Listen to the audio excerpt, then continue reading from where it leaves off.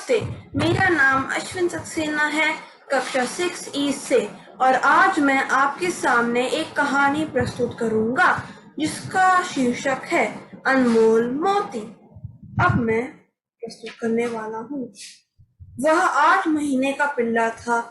अपने पिंजरे में शांत बैठा वह सोच रहा था कि कोई आए और उसे गोद ले। उसके 2 भाई और 2 बहनें अपने अपने नए घर पहुंच चुके थे। बस वही अकेला रह गया था, इसलिए वह बहुत उदास महसूस करता था। एक दिन लीना और अमित नामक पति पत्नी उस दुकान पर आए। बाकी पिंजरों में भी कई सारे मासूम कुत्ते थे जो कि इसकी तरह इसी बात की प्रतीक्षा कर रहे थे कि कब उनकी बारी आएगी और कब वे इन सलाखों के उस पार जाएंगे और खुली हवा में सांस ले पाएंगे। बिल्ली की खुशी का ठिकाना ना रहा जब लीना ने उसकी तरफ उंगली दिखाते हुए कहा, हमें यह बिल्ला चाहिए। जैसे ही उसने देखा कि वह एक लाल रंग की चमचमाती गाड़ी में बैठने जा रहा है, उसने खुशी से अपनी पूंछ लानी शुरू कर दी। कुछ ही देर बाद उसने अपने आप को एक शानदार हवेली में पाया। वह खुशी फूला नहीं समा रहा था और जब उसने अपना कमरा देखा जिसकी दीवारें नीले रंग की थी और उन पर चमकदार सितारों की लड़ियां लटक रही थी, तो जैसा मानो सोने पर सुहागा हो गया। थोड़ी देर में उस कमरे में एक सुंदर सा बिस्तर रख दिया गया और साथ ही एक प्यारा सा नीला कटोरा जिस पर साफ मोटे और काले अक्षरों में मोती लिखा था। अब तो मानो जैसे उस कमरे में 4 चांद लग गए। नाम उसे बहुत अच्छा लग रहा था।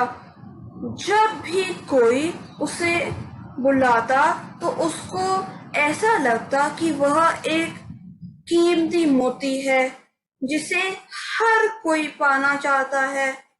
पर कमरे में इधर उधर घूमते फिरते नई नई चीजें को निहारते देखते अब रात हो गई थी। पापा अमित बोले, अरे मोती, तुम्हें तो बहुत नींद आ रही होगी, चलो अब सो जाओ। सुनते ही मोती अपने मखमली मुलायम बिस्तर पर गया और लेटते ही उसे नींद आ गई। सोते समय उसके चेहरे पर मुस्कुराहट थी। अगले दिन शनिवार था और मोती की माँ लीना उसको सवेरे सवेरे पार्क में ले जाना चाहती थी। लीना के हाथ में एक लाल रंग की गेंद देखी। वह खुश होकर अपनी पूंछ लाने लगा। उछलता कूदता सेंट्रल पार्क पहुंचा तो उसने ऐसा कुछ देखा जिसकी वजह से उसकी आंखें खुली की खुली रह गई। उसके सामने उसके भाई बहन थे। पर मोती खुशी से फूला नहीं समा रहा था। उसने माँ की तरफ मासूम आंखों से देखा जैसे कि वह उनके साथ खेलने की अनुमति मांग रहा है। लीना समझ गई और गेंद उसी दिशा में फेंक दी। जैसे ही मोती के भाई बहन ने मोती को देखा, वह बहुत खुश हुए। इस सुहावने खेल ने मोती को अत्यंत प्रसन्न कर दिया था। घर जाकर उसने देखा कि उसके पापा ने उसके कटोरे में उसके लिए बहुत सारी डॉग ट्रीट रख दी थी। जो कि उसने फटाफट खाना शुरू कर दिया था। जब मोती का पेट भर गया तब वह अपने बिस्तर पर जाकर लेट गया था। अब उसे रोज उस समय की प्रतीक्षा थी जब उसे पार्क में अपने भाई बहनों के साथ खेलने को मिलेगा। धीरे धीरे मोती उस परिवार का अटूट हिस्सा बन गया।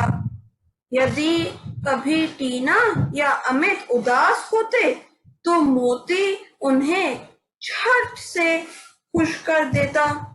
बस यदि मोती को दुख था तो एक बात का, दोनों टीना और अमित सदैव अपने अपने काम में व्यस्त रहते और मोती अधिकतर अकेला ही रहता। एक बार टीना की तबीयत कुछ खराब हुई। मोती को समझ में नहीं आया कि क्या हुआ। वो अब ज्यादा काम नहीं करती थी, दफ्तर से भी छुट्टी ले ली थी। एक दिन उसने प्यार से मोती से कहा, तुमको एक दोस्त चाहिए था ना, अब जल्दी ही तुमको वो मिल जाएगा। मोती को कुछ ज्यादा समझ नहीं आया पर वो खुश था। वह भी टीना का पूरा ध्यान रखता था। अचानक टीना को एक दिन अस्पताल ले जाया गया। मोती बहुत परेशान हो गया। सारे दिन घर पर अकेला था। शाम को जब अमित आए तो बोले, अरे मोती, तुम्हारा एक नन्हा सा दोस्त आया है।